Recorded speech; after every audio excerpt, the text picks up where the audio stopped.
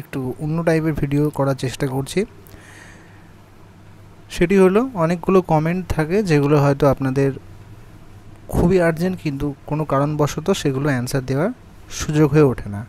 তো সেগুলোর মধ্যে থেকে কিছু বেছে নিয়ে আজকে উত্তর দেওয়ার চেষ্টা করব। একজন প্রশ্ন করেছেন, সম্ভবত আবু তাহের, এখন আমাদের পরীক্ষা সেপ্টেম্বর মাসে হবে। হ্যাঁ, ঠিকই বলেছেন, আগস্ট মাসে হওয়ার সম্ভাবনা কম, কারণ এক্সাম ফর্ম ফিল আপের ব্যাপার রয়েছে, অ্যাডমিট কার্ডের ব্যাপার রয়েছে। সেপ্টেম্বর মাসে 2-3 তারিখ বা ফার্স্ট উইকে শুরু হবে। সেকেন্ড সেমিস্টার রিভিউ রেজাল্ট,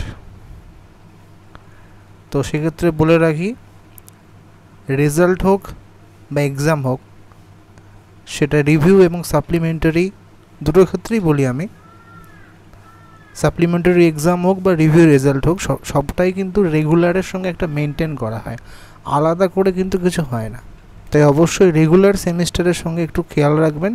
যখনই রেগুলার সেমিস্টার রেজাল্টটা বার হবে তখনই কিন্তু এই আপডেটগুলো আসবে। প্রমিলা কুমারী সম্ভবত প্রশ্ন করেছেন যে first week of September exam হবে নাকি second week of September? First week of September. এই ইউনিভার্সিটি নোটিশ বিশ্বাস করা ঠিক না। না, এমনটা নয়, আপনারা তো পরীক্ষা অবশ্যই দিয়েছেন এবং আপনারা থার্ড সেমিস্টারেরও পরীক্ষা দিয়েছেন। সম্ভবত আপনি হয়তো 2022-24 থেকে বিলং করছেন এবং দেখেছেন যে থার্ড সেমিস্টারের পরীক্ষাও কিন্তু ঠিক সময়ে হয়েছিল। রেজাল্টের ক্ষেত্রে সমস্যা হয়, কিন্তু পরীক্ষাটা কিন্তু যদি একাডেমিক ক্যালেন্ডার দেয় তাহলে কিন্তু সেই ডেটটা মেনটেন করে। 2020-22 ডিএলএড কমপ্লিট করেছি কিন্তু সার্টিফিকেট পাইনি। West Bengal board of primary education থেকে কলেজের কথা বলবো না, এপিসি ভবনে যাব। ডিএলএডের ব্যাপার যদি বলেন, ডিএলএড হোক বা বিএড হোক, সেখানে কিন্তু সার্টিফিকেট একটু দেরি হয়। যদি আপনার খুব আর্জেন্ট থাকে তাহলে অবশ্যই বলবো আপনি অনলাইন থেকে আবেদন করতে পারেন, খুব সহজেই আপনি কিন্তু পেতে পারেন। এনসিটির ওয়েবসাইট থেকে আপনারা কিন্তু খুব সহজেই পেতে পারেন। বিস্তারিত ভিডিও আমাদের চ্যানেলেই প্লেলিস্টে সার্চ করলে পেয়ে যাবেন। মৈত্রী সম্ভবত মনে হয় মৈত্রী, আচ্ছা যাই হোক, ফোর্থ সেমিস্টার এক্সাম আপনাদের সেপ্টেম্বরেই হবে। বিএসএইউ নাকি WBUTTPA দিয়ে অ্যাপ্লাই করব 2021-23 সেশন। বিএসএইউ দিয়ে অ্যাপ্লাই করুন, হয়ে যাবে। যেহেতু 2021-23 করার সময় আপনাদের ইউনিভার্সিটির নাম চেঞ্জ হয়ে গেছিলো, তাই অবশ্যই নতুন ইউনিভার্সিটির নাম দিয়ে আপনারা করুন। আচ্ছা, entrance exam book name please, সম্ভবত মনে হয় বিএডের কথাই বলছেন। বিএডের ক্ষেত্রে কিন্তু এন্ট্রান্স হয় না।